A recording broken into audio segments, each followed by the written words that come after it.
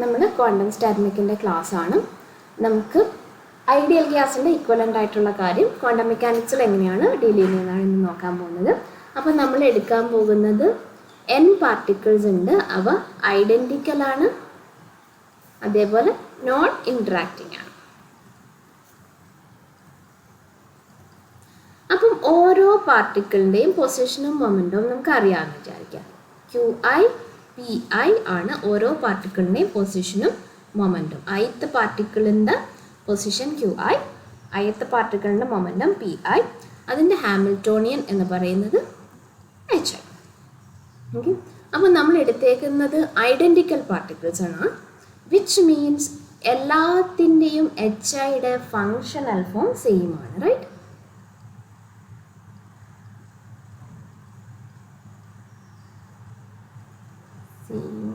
Functional form.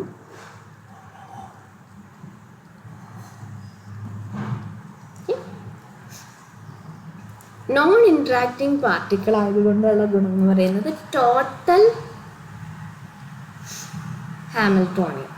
Total സിസ്റ്റത്തിൻ്റെ Hamiltonian എന്ന് പറയുന്നത് എന്താണ്? Sum of individual Hamiltonian.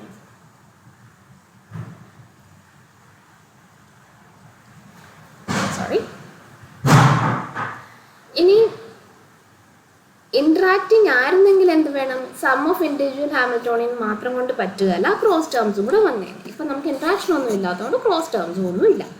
അങ്ങനെയാണെങ്കിൽ Hamiltonian of the total system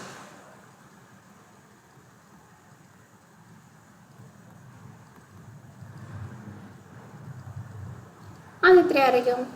Hamiltonian four Q P, ആകെ മൊത്തം സിസ്റ്റത്തിൻ്റെ എല്ലാ കോർഡിനേറ്റ്സും, ആകെ മൊത്തം സിസ്റ്റത്തിൻ്റെ എല്ലാ മൊമെൻ്റെയും that would be sum of individual ഹാമിൽട്ടോണിയൻസിൻ്റെ സം ആയിരിക്കും, റൈറ്റ്? HI എന്ന് പറയുന്നത് QIയുടെയും PIയുടെയും ഫങ്ഷനാണ്. അപ്പം ഇത്ര നേരം പറഞ്ഞതിനകത്ത് പ്രത്യേകിച്ച് കൺഫ്യൂഷനൊന്നും കാര്യമില്ല, നമുക്ക് ഓൾറെഡി അറിയാവുന്ന കാര്യങ്ങളൊക്കെ തന്നെ പറഞ്ഞിട്ടുള്ളൂ. ഇനിയിപ്പം ഡൈനാമിക്സ് എങ്ങനെയാണ് എഴുതുന്നത്? ഡൈനാമിക്സ് എന്ന് പറയുന്നത് Schrodinger equation, right? Schrodinger equation എന്ന് പറഞ്ഞു കഴിഞ്ഞാൽ HI ഈക്വൽ ടു EZ ആണ്.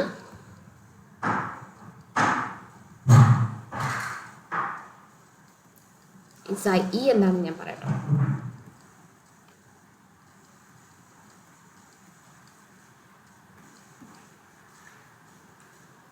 E എന്ന് പറയുന്നത് eigenvalue of the Hamiltonian ആണ്.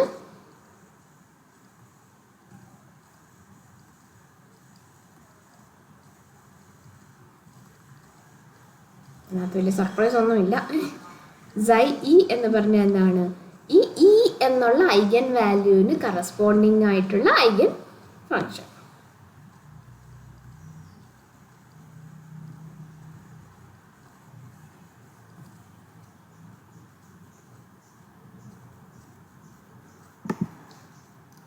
ഇനി നമ്മൾ ഹാമിൽട്ടോണിയൻ ഓഫ് ദ സിസ്റ്റം എന്ന് പറയുന്നത് എങ്ങനെയാണ് എഴുതിയേക്കുന്നത്? HI എന്ന് പറയുന്നത് ഞാൻ ഓൾറെഡി എഴുതിയിട്ടുള്ള കാര്യം തന്നെയാണ്. HI എന്ന് പറയുന്നത് ഇതിൻ്റെ സമ്മാണ്. എന്ത്? ടോട്ടൽ സിസ്റ്റത്തിൻ്റെ H എന്ന് പറയുന്നത്. അതേപോലെ തന്നെ നമുക്ക് ഐഗൻ ഫങ്ഷനും എഴുതാൻ പറ്റും. ഓരോ പാർട്ടിക്കിൾ ഹാമിൽട്ടോണിയൻ്റെ, ഓരോ HIയുടെയും ടേംസിൽ നമുക്ക് ടോട്ടൽ ഹാമിൽട്ടോണിയൻ്റെ ഐഗൻ ഫങ്ഷൻ എഴുതാൻ പറ്റും. So that will be written as HE of the whole system would be combination of U EI QI equal to 1 to n. ഇവിടെ പ്രോഡക്റ്റ് ആണ് എടുക്കുന്നത്. ഓക്കെ, അതായത് individual wave functions, eigen functions, അതിൻ്റെ പ്രോഡക്റ്റാണ് എന്ത്? Total സിസ്റ്റത്തിൻ്റെ വേവ് ഫങ്ഷൻ എന്ന് പറയുന്നത്. ഇതിനകത്ത് കണ്ടീഷനുണ്ട്. ഈ ചെറിയ EI എല്ലാം കൂടെ സമ്മേഷൻ ചെയ്ത് കഴിഞ്ഞാൽ എന്ത് കിട്ടണം? ടോട്ടൽ എനർജി കിട്ടണം. Okay, so this UI QI എന്ന് പറഞ്ഞാൽ എന്താണ്? Eigen function of the single particle Hamiltonian ആണ്. hi ആണ് with eigenvalue, right? Which means we can write hi uei qi equal to ei uei qi. ഇത് ഏത് ഇക്വേഷനാണ്? ഇത് hi equal to ei equation തന്നെയാണ് for individual. Okay. ഇത് eigen function whole system.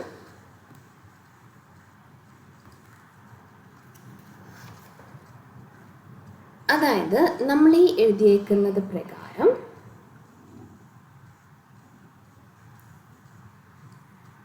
Single പാർട്ടിക്കിളിൻ്റെ eigen സ്റ്റേറ്റിൻ്റെ combinations ആണ് n particle സ്റ്റേറ്റ്സിനെ എഴുതുന്നത്.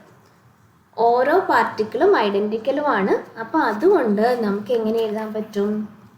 ഓരോ eigen സ്റ്റേറ്റും ഇതിനകത്ത് എത്ര തവണ വീതം ഉണ്ട് എന്ന് പറഞ്ഞാലും മതി.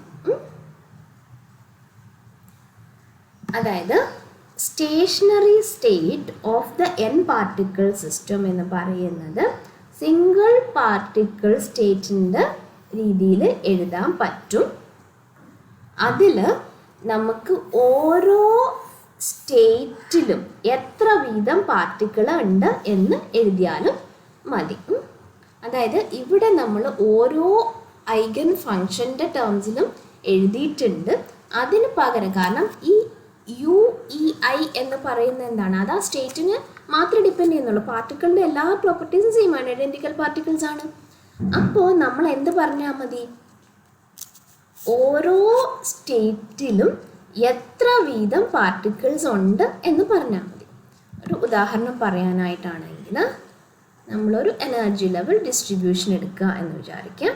അപ്പം നമുക്ക് രണ്ട് രീതിയിൽ പറയാൻ പറ്റും. ഒന്നിൽ ഞാൻ പറയാണ്, say particle a have say energy, say ഇത് energy equal to 1, energy equal to 2, equal to 3, equal to 4, അങ്ങനത്തെ കുറച്ച് സ്റ്റേറ്റ് ഉണ്ടാകുന്നതായിരിക്കും. എനിക്ക് പറയാം പാർട്ടിക്കിൾ എ എന്ന് പറയുന്നത് എനർജി 1 ഉള്ള സ്റ്റേറ്റിലാണ്, പാർട്ടിക്കിൾ ബി ഇവിടെയാണ്, പാർട്ടിക്കിൾ സി ഇവിടെയാണ്, പാർട്ടിക്കിൾ ഡി ഇവിടെയാണ്, പാർട്ടിക്കിൾ ഇ ഇവിടെയാണ്. അങ്ങനെ ഒരു കാര്യം ഉണ്ടെങ്കിൽ നമുക്ക് ടോട്ടൽ സ്റ്റേറ്റിനെ എങ്ങനെ ഡിസ്ക്രൈബ് ചെയ്യാം?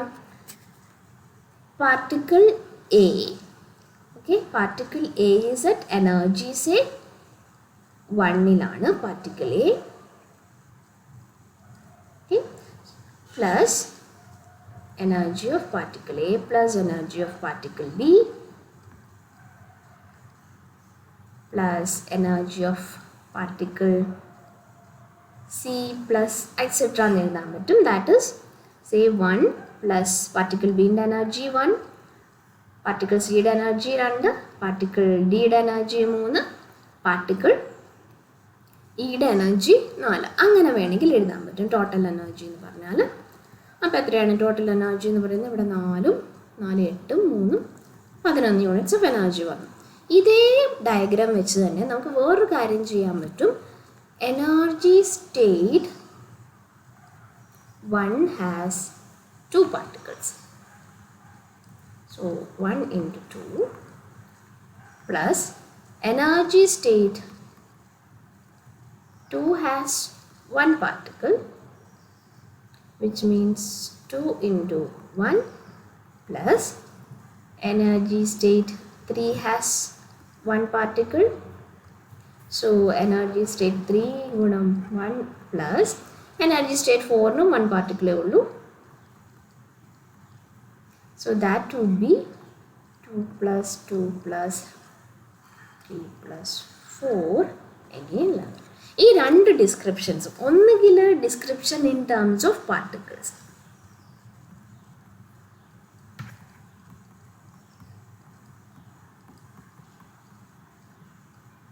ഇവിടെ എന്താണ് description in terms of States. ഈ രണ്ട് ഡിസ്ക്രിപ്ഷനും നമുക്ക് അവസാനം തരുന്ന ആൻസർ സെയിം തന്നെയാണ്. അങ്ങനെയാണ് എങ്കിൽ നമുക്ക് n പാർട്ടിക്കിൾ സിസ്റ്റത്തിൻ്റെ സ്റ്റേഷനറി സ്റ്റേറ്റ് എന്ന് പറയുന്നത് എങ്ങനെ എഴുതാൻ പറ്റും? State of n particle system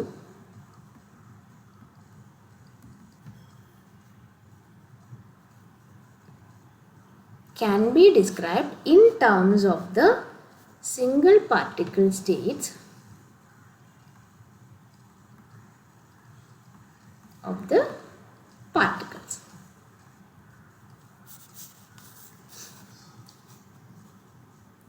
Each particles. അത് ഓരോ പാർട്ടിക്കിളിൻ്റെയും സ്റ്റേറ്റിൽ എഴുതാം, അല്ലെങ്കിൽ n പാർട്ടിക്കിൾ സിസ്റ്റത്തിൻ്റെ കാര്യമായിട്ടും എഴുതാം. ഒന്നിൻ്റെ സ്റ്റേറ്റിൻ്റെ കാര്യത്തിൽ പറയാം, അല്ലെങ്കിൽ പാർട്ടിക്കിളിൻ്റെ രീതിയിൽ പറയാം. ഓക്കെ, സോ നമുക്ക് എനർജി ഐഗൻ വാല്യൂ EI ആണെങ്കിൽ അതിനകത്ത് NI എന്നുള്ള സെറ്റ് ഓഫ് പാർട്ടിക്കിൾസ് ഉണ്ടെന്ന് വിചാരിക്കാം. നമുക്ക് അങ്ങനെ എഴുതാൻ പറ്റും. ഓക്കെ, ആൻഡ് പ്രൊവൈഡഡ് നമ്മുടെ കണ്ടീഷൻസ് എന്തൊക്കെ സാറ്റിസ്ഫൈ ചെയ്യണം? സമ്മേഷൻ ഓവർ ഓൾ NI എന്ന് പറയുന്നത് ടോട്ടൽ നമ്പർ ഓഫ് പാർട്ടിക്കിൾസ് ആയിരിക്കണം. അതേപോലെ ടോട്ടൽ എനർജി എന്ന് പറയുന്നത് ഇവിടെ കൺസേർവ്ഡ് ആണ്. സോ ഈ രണ്ട് കണ്ടീഷനും സാറ്റിസ്ഫൈ ചെയ്യണം. റൈറ്റ്, ഓരോ എനർജി ലെവലിലും എത്ര പാർട്ടിക്കിൾ ഉണ്ട് എന്നുള്ളതാണ് NI എന്ന് പറയുന്നത്. അങ്ങനെ വേണമെങ്കിൽ എഴുതാം. റൈറ്റ്, അങ്ങനെ എഴുതുകയാണ് എങ്കിൽ എന്ത് ചെയ്യണം? ടോട്ടൽ നമ്പർ ഓഫ് പാർട്ടിക്കിൾ, അതായത് ഓരോ എനർജി ലെവലിലുള്ള പാർട്ടിക്കിളിൻ്റെയും എണ്ണം കൂട്ടിക്കഴിഞ്ഞാൽ എന്ത് കിട്ടണം? ടോട്ടൽ പാർട്ടിക്കിൾസിൻ്റെ എണ്ണം കിട്ടണം. ഇവിടെ നോക്കിക്കഴിഞ്ഞാൽ എനർജി ലെവൽ 1 എത്ര പാർട്ടിക്കിൾസ് ഉണ്ട്? 2 പാർട്ടിക്കിൾസ് ഉണ്ട്. അതായത് സമ്മേഷൻ എന്നെ ഞാൻ ചെയ്യാണ്. 2 പാർട്ടിക്കിൾ ഉണ്ട്. റൈറ്റ്, എനർജി 2 ഒരു പാർട്ടിക്കിളേ ഉള്ളൂ, എനർജി 3 ഒരു പാർട്ടിക്കിളുണ്ട്, എനർജി 4 ഒരു പാർട്ടിക്കിളുണ്ട്. വിച്ച് മീൻസ് എൻ്റെ നമ്പർ ഓഫ് പാർട്ടിക്കിൾസ് എന്ന് പറയുന്നത് 5 ആണ്. ഓക്കെ, അതേപോലെ സിഗ്മ EI NI അതാണ് ഞാൻ ഇവിടെ കണ്ടുപിടിച്ച് വെച്ചേക്കുന്നത്. അത് എത്രയാണ് നമുക്ക് കിട്ടിയത്? 11 കിട്ടിയത്. അത് ആ കൺസർവേഷൻ ഉപയോഗിച്ച് തന്നെ നമുക്ക് ചെയ്യണം. അതാണ് ഇവിടെ കണ്ടീഷനായിട്ട് പറഞ്ഞിരുന്നത്. ഈ രണ്ട് കണ്ടീഷനും സാറ്റിസ്ഫൈ ചെയ്യുന്ന രീതിയിൽ നമുക്ക് എന്തായിട്ട് എഴുതാം? എത്ര പാർട്ടിക്കിൾ ഓരോ എനർജി ലെവലിലും ഉണ്ടെന്നുള്ളത് നമുക്ക് എഴുതാൻ പറ്റും. അങ്ങനെയാണെങ്കിൽ ആ വേവ് ഫംഗ്ഷനെയും ഈ രീതിയിൽ തന്നെ നമുക്ക് മാറ്റി എഴുതാം. സോ വേവ് ഫംഗ്ഷൻ എഴുതുന്നത് psi E, അതായത് ടോട്ടൽ സിസ്റ്റത്തിൻ്റെ wave function would be a combination of individual wave functions. Combination of U1 M by U2 M etc. Okay, where M equal to say 1 to N1 ആണ്, where M equal to say N1 plus 1 N1 plus N2 ആണ്. Okay, അതായത് ഓരോ പാർട്ടിക്കിളിൻ്റെയും wave ഫംഗ്ഷൻ്റെ രീതിയിലാണ് നമ്മൾ നേരത്തെ ഉള്ള equation എഴുതിയത്. എവിടെയാണ് നേരത്തെ ഉള്ള ഇക്വേഷൻ? ഈ ഇക്വേഷൻ എഴുതിയത് ഓരോ ഇൻഡിവിജ്വൽ പാർട്ടിക്കിളിൻ്റെയും വേവ് ഫംഗ്ഷൻ്റെ രീതിയിലാണ്. അതുകൊണ്ടാണ് പ്രോഡക്റ്റ് ഓഫ് 1 to N എല്ലാ പാർട്ടിക്കിളിൻ്റെയും വേവ് ഫംഗ്ഷൻ. ഇവിടെ നമ്മൾ ചെയ്യുന്നത് സെയിം കൺസെപ്റ്റാണ്, കുറച്ചൊന്ന് മാറ്റിയിട്ടുണ്ട്. പകരം എന്ത് ചെയ്തു? നമ്മൾ പറഞ്ഞു ഒന്നാമത്തെ എനർജി ലെവലിൽ N1 പാർട്ടിക്കിൾസ് ഉണ്ട്. അപ്പം അതിൻ്റെ എല്ലാം വേവ് ഫംഗ്ഷൻ സെയിം ആയിരിക്കും. അതെല്ലാം കൂടെ പ്രോഡക്റ്റ് എടുത്തു. എന്നിട്ട് രണ്ടാമത്തെ എനർജി ലെവലിലുള്ള പാർട്ടിക്കിൾസ് അതിൻ്റെ പ്രോഡക്റ്റ്. പിന്നെ ഇപ്പുറത്തുണ്ട് മൂന്നാമത്തെ എനർജി ലെവലിലുള്ള പാർട്ടിക്കിൾസിൻ്റെ വേവ് ഫംഗ്ഷൻ അതിൻ്റെ product. So this would be product of wave functions of all particles in level E1. ഇതാണ് പറയുന്നത് product of wave functions of all particles in E2. ഇനി E3-ലുള്ളതിൻ്റെ പ്രൊഡക്റ്റ് എടുക്കണം, E4-ലുള്ളതിൻ്റെ പ്രൊഡക്റ്റ് എടുക്കണം, അങ്ങനെ എല്ലാ എനർജി ലെവലിലെയും പ്രൊഡക്റ്റ് എടുക്കണം. UIM എന്ന് പറയുന്നത് എന്താണ്? Single particle wave function.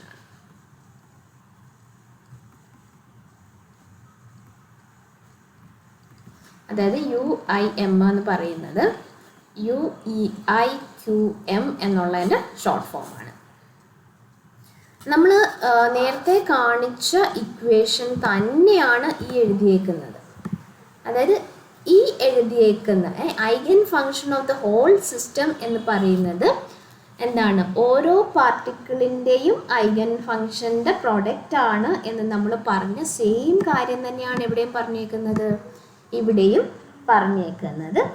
ആദ്യത്തെ കേസിൽ എഴുതുമ്പോഴേക്കും നമ്മൾ ഓരോ പാർട്ടിക്കിളിൻ്റെയും കേസിലുള്ള ഡിസ്ക്രിപ്ഷനാണ്. ഇവിടെ നമ്മൾ കുറച്ചും കൂടെ സൗകര്യപ്രദമായിട്ട് ഓരോ എനർജി ലെവലിനും കറസ്പോണ്ടിങ് ആയിട്ടുള്ള വേവ് ഫംഗ്ഷൻ്റെ പ്രോഡക്റ്റാണ് എഴുതിയേക്കുന്നത്.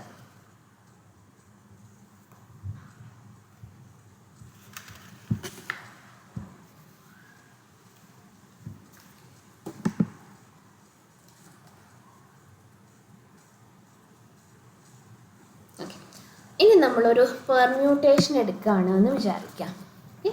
അതായത് നമ്മൾ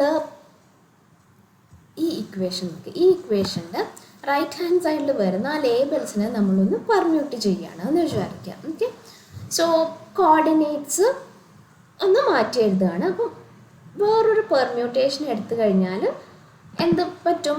നമ്മൾ ജസ്റ്റ് ആ ലേബിൾസ് മാത്രമാണ് മാറ്റാൻ പോകുന്നത്. Okay, so permutation of xi എന്ന് പറയുന്നത് would be പ്രൊഡക്റ്റ് ഒക്കെ സെയിം തന്നെയാണ്, m = 1 to n1 തന്നെയാണ്.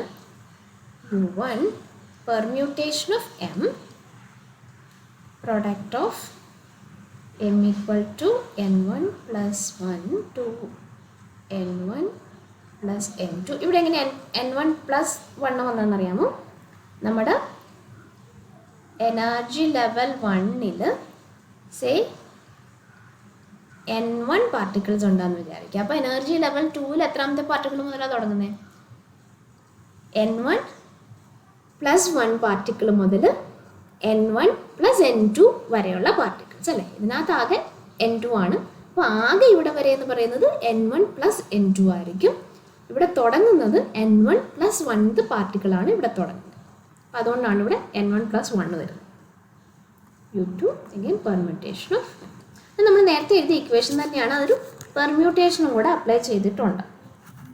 അപ്പോൾ നമ്മൾ ക്ലാസിക്കൽ സ്റ്റാറ്റ്മെറ്റിക് ആണ് ചെയ്യുന്നതെങ്കിൽ ഈ പെർമ്യൂട്ടേഷൻ കൊണ്ട് വരുന്ന ഓരോ സ്റ്റേറ്റും ഡിസ്റ്റിങ്ക്ട് ആണ്.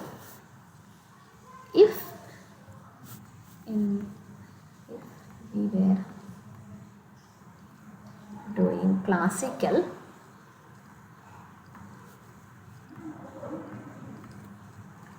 we would count each permutation to be distinct. അതായത് ക്ലാസിക്കൽ സ്റ്റാറ്റ്മെറ്റിക്കിലാണെങ്കിൽ ഈ permutation will result in a new distinct state. അതുകൊണ്ട് number of microstate in the system എന്ന് പറഞ്ഞാൽ എന്തായിരുന്നേനെ? ക്ലാസിക്കൽ സ്റ്റാറ്റ്മെറ്റിക് ആയിരുന്നെങ്കിൽ നമ്പർ ഓഫ് മൈക്രോസ്റ്റേറ്റ് എന്ന് പറയുന്നത് it would be n factorial divided by n1 factorial n2 factorial. ഈ കാര്യം നമ്മൾ ഗിബ്സ് പാരഡോക്സിൻ്റെ റെസൊല്യൂഷനിൽ പറഞ്ഞ കാര്യം തന്നെയാണ്. സോ ഇങ്ങനെ ഒരു കോമ്പിനേഷൻ നമ്മൾ എടുത്തേനെ, പക്ഷെ അത് ഓവർ കൗണ്ടിങ് ആണ്. അതുകൊണ്ട് തന്നെ ഗിബ്സ് കറക്ഷൻ എന്താണ് ചെയ്യുന്നത്? ഗിബ്സ് കറക്ഷൻ ചെയ്യുന്നത് കറക്റ്റഡ് എന്ന് പറയുന്നത് എന്താണ്? n ഫാക്ടോറിയൽ കൊണ്ട് ഡിവൈഡ് ചെയ്യണം.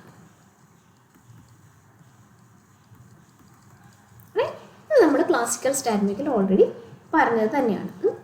ഇനി നമുക്ക് ഈ കറക്ഷൻ എക്സ്പ്ലെയിൻ ചെയ്യാനുള്ള വഴി എന്ന് പറയുന്ന പാർട്ടിക്കിൾസിനെ ഇൻഡിസ്റ്റിങ്വിഷബിളായിട്ട് കൺസിഡർ ചെയ്താലാണ് ആ കറക്ഷൻ എക്സ്പ്ലെയിൻ ചെയ്യാൻ പറ്റുക ഗിബ്സ് പാരഡോക്സിൻ്റെ കേസിൽ. ഈ പറഞ്ഞത് ക്ലാസിക്കൽ സ്റ്റാറ്റ്മെറ്റിക്കിൻ്റെ കാര്യം. പക്ഷേ നമ്മൾ ക്വാണ്ടം സ്റ്റാറ്റിക് ആണ് എടുക്കുന്നതെങ്കിൽ ആ ഇൻ്റർചേഞ്ച് കൊണ്ട് അല്ലെങ്കിൽ ആ പെർമ്യൂട്ടേഷൻ കൊണ്ട് പുതിയ സ്റ്റേറ്റ് ഒന്നും ഉണ്ടാവുന്നില്ല. അതായത് നമ്മളുടെ ആ ഒരു പുതിയ പെർമ്യൂട്ടേഷനൊക്കെ ചെയ്തോളൂ, പക്ഷേ പെർമ്യൂട്ടേഷൻ കൊണ്ട് പുതിയ സ്റ്റേറ്റുകളൊന്നും ഉണ്ടാവുന്നില്ല. അതായത് നമ്മൾ ഒരു മൈക്രോ സ്റ്റേറ്റ് എടുക്കുകയാണ്. അതിനകത്ത് ഞാൻ പറയണം 5th പാർട്ടിക്കിൾ, ഇതെൻ്റെ സ്റ്റേറ്റ് ഐ എന്നുള്ള ഒരു സ്റ്റേറ്റാണ്. 5th പാർട്ടിക്കിൾ, ഞാൻ പാർട്ടിക്കിളിൻ്റെ ലേബൽ ഇട്ടേക്കാണ്. 5ാമത്തെ പാർട്ടിക്കിൾ സ്റ്റേറ്റ് ഐയിലാണെന്ന് വിചാരിക്കാം. എന്നിട്ട് ഞാൻ 7th പാർട്ടിക്കിൾ ജെ എന്നുള്ള എനർജി ലെവലിലാണ് എന്ന് വിചാരിക്കാം. അതിനെ പാർട്ടിക്കിൾസിനെ തമ്മിൽ എക്സ്ചേഞ്ച് ചെയ്തു എന്ന് വിചാരിക്കാം. ഐയും ജെയും സ്റ്റേറ്റ് അത് തന്നെയാണ്. 7th പാർട്ടിക്കിളിനെ ഞാൻ ith സ്റ്റേറ്റിലും കൊണ്ടുവച്ചു, 5th പാർട്ടിക്കിളിനെ jth സ്റ്റേറ്റിലും കൊണ്ടുവച്ചു. ഇത് രണ്ടും സെയിം മൈക്രോ സ്റ്റേറ്റ് ആണ്.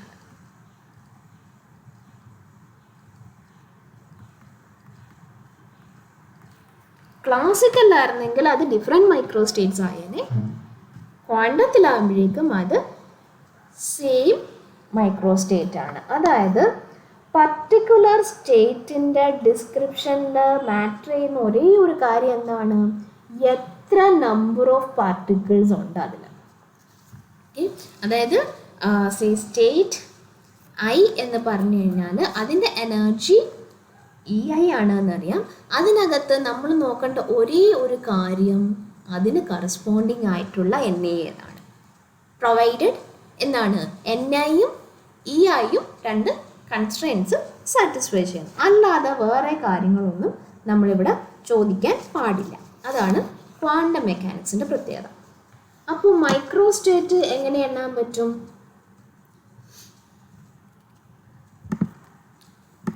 ഈ മൈക്രോ സ്റ്റേറ്റ്, ഈ പെർമ്യൂട്ടേഷൻസ് കൊണ്ട് വരുന്ന മൈക്രോ സ്റ്റേറ്റുകൾ ക്ലാസിക്കലിൽ നമ്മൾ എണ്ണിയത് എങ്ങനെയാണ്? ഇത് ക്ലാസിക്കലായിരുന്നു. ക്വാണ്ടം ആണെങ്കിൽ എന്ത് ചെയ്യണം? നമ്പർ ഓഫ് മൈക്രോ സ്റ്റേറ്റ്സ് എന്ന് പറഞ്ഞാൽ എന്താണ്?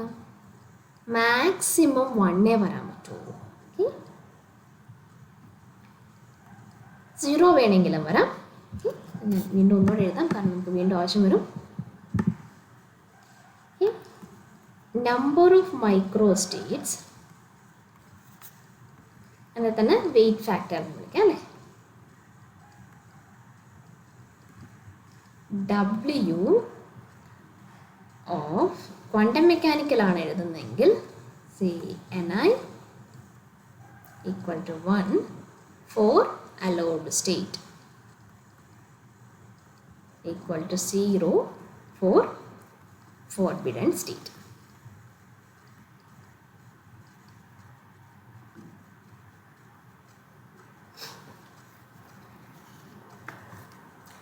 അപ്പോൾ ക്വാണ്ടം സ്റ്റാറ്റിക്കിൽ വെയിറ്റ് ഫാക്ടർ 1 മാത്രമേ പറ്റൂ. അപ്പം ഇത് സാറ്റിസ്ഫൈ ചെയ്ത് നമുക്കൊരു വേവ് ഫംഗ്ഷൻ കൺസ്ട്രക്റ്റ് ചെയ്യണമെങ്കിൽ എന്ത് പറ്റില്ല? നമുക്ക് ഈ ഒരു ഇക്വേഷൻ കൊണ്ട് അത് ചെയ്യാൻ പറ്റില്ല. അപ്പം നമ്മൾ വേറെ തന്നെ ആ സ്റ്റേറ്റിനെ ഡെവലപ്പ് ചെയ്യേണ്ടി വരും. അതെങ്ങനെയാണ് ചെയ്യുന്നത് എന്നുള്ളത് അടുത്തായിട്ട് നോക്കാം.